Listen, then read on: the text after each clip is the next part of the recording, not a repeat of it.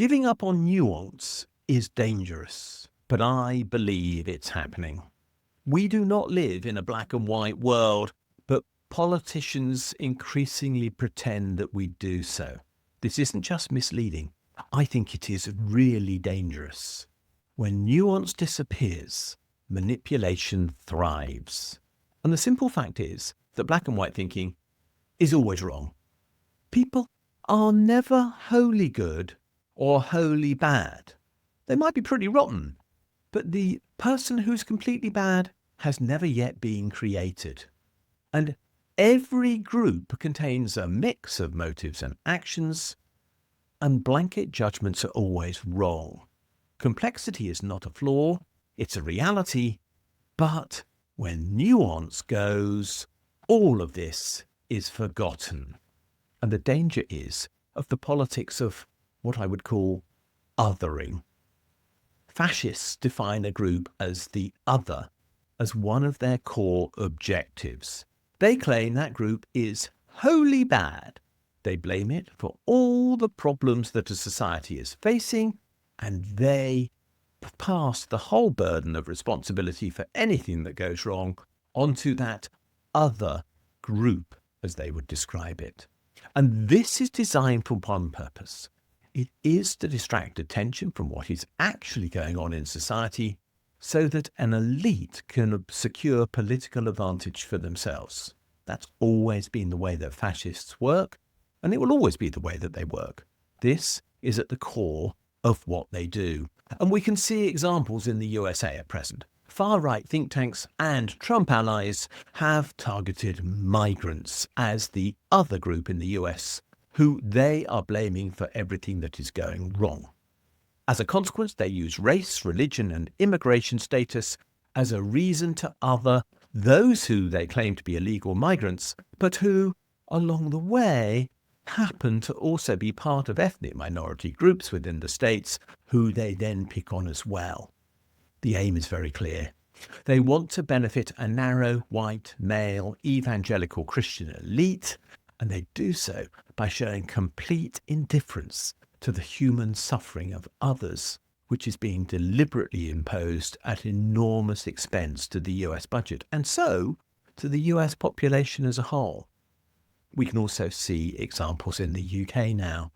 The whole of the illegal immigrant narrative has been created, and there is no such thing as an illegal immigrant into the UK, because until somebody actually arrives here and has their claim for asylum assessed, they can never be illegal.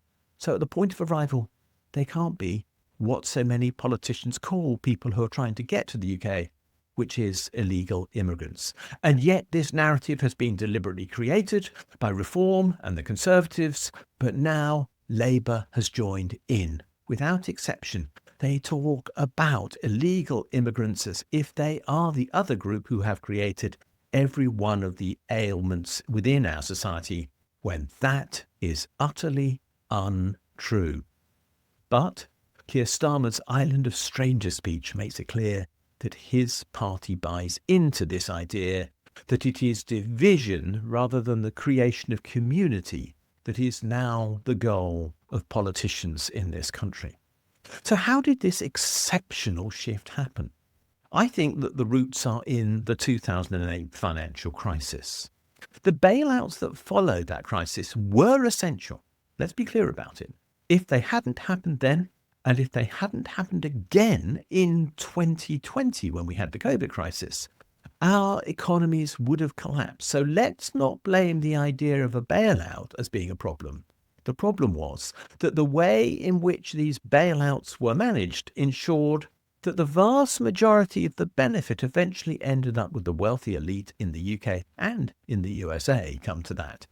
Median earners, let alone those who were on low pay, saw almost nothing change with regard to their well-being, and in fact, public services worsened. And so an idea that turned into resentment began to develop. Politicians could have blamed the bankers, but they didn't. They blamed migrants instead, even though they deserve none of the blame for what has happened, because after all, they did not crash the economy.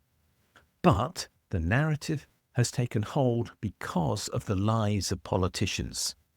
And the German philosopher Hannah Arendt had a lot to say about the lies that politicians say.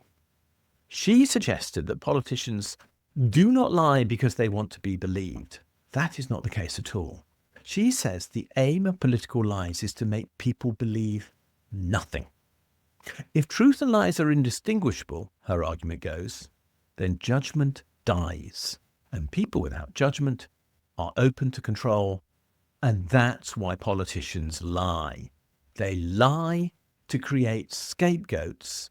They lie to create political paralysis because distrust is directed against the scapegoat, but the consequence is division that destroys solidarity and collective action, and that in turn permits elite power to go unchallenged.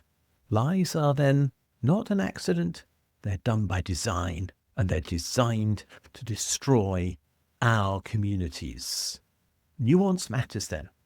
Truth is not a simple matter of black or white, or right or wrong, or whatever way you wish to break the contrast.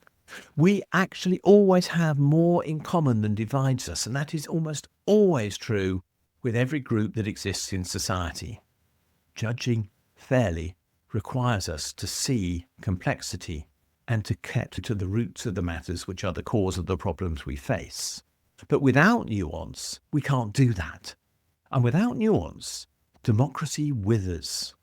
When we give up our judgment, we lose the ability to resist lies.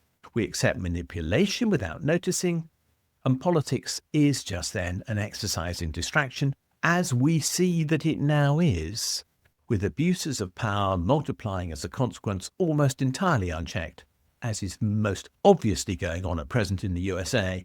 But just wait for it to happen here, because it is going to happen here, and indeed it is. The farce around things like Palestine Action, where it is very obviously absurd that people have been described as terrorists as a consequence of holding up a cardboard placard, is quite ridiculous, but it is an example of that abuse of power. What must be done then? We must resist black and white narratives. We must look for the complexity in every issue. We must question who benefits from any division that a politician is seeking to create. We must identify when they are seeking to create those divisions, because that, of course, is essential. We must always ask for evidence for the claims that politicians make.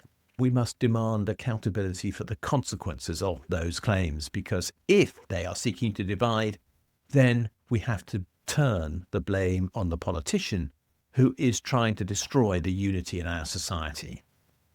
Political economy always demands judgment. Judgment always demands that we accept nuance. Nuance always demands that we reject simple good and bad labels and that we look for meaning. If we want to maintain democracy, we must work to keep it. We must keep our minds open, because closed minds are the pathway to fascism, and the pathway to fascism is what we are on. Thanks for watching this video.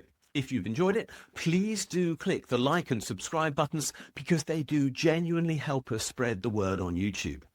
As importantly, could you have a look at the section below this video where it says more, and there you'll find a link to my blog. And if you follow that for the specific link to the blog entry related to this video, you'll find a transcript of this video and lots of other related material, plus a ChatGPT prompt that you could use to write a letter to your MP on the contents of this video, which will turn you into a campaigner, which will be a great thing to do. Finally, if you do appreciate the work we're doing, can you think about giving us a donation? If you'd like to do so, there's a link below, or you can find one on my blog where there's a Ko-fi button saying, please buy me a coffee. Thanks a lot, and we'll see you again soon.